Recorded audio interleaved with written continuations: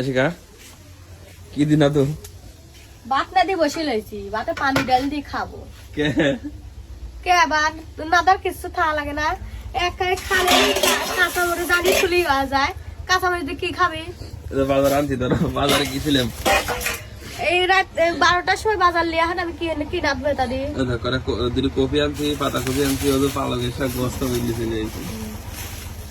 কি করবে শাক আমি এখন? গাটো আর এত পাতা কপি, ফুলকপি, মাছ কই মাছ কিনা টা লাগে না, কয়দিনে শাক গুটা, লাউ গুটা বেরিনি কয়দিন খাওয়া যায়?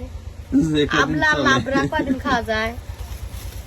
যে কদিন চলি হারো আপাতত আজকে সারাদিন দান পান নিয়ে ভাই ভালো ঠেকতেছে না। রাত এসে কতক্ষণ বাজার লিয়ে এসে দিচ্ছে, পালেন শাক গাতি দাও। পালকের শাক গাটো লক্ষণ দেখলে রাগে শরীরটা জ্বলে আমার। আচ্ছা কোনটি কাটবে, পাতা কপি না পালকের শাক?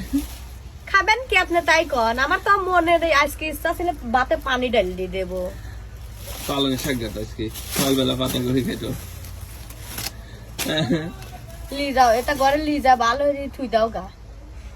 আচ্ছা আর বসে বসে শাক বাছি দিবে আর পিঁয়াজ রসুন কাটি ছুলে দিবে, আমি হচ্ছে না গাছি দেবো না তাহলে। পালকের শাক গাটো হ্যাঁ যা যা করলাম হরো সেটা আচ্ছা গাছি দেবো না।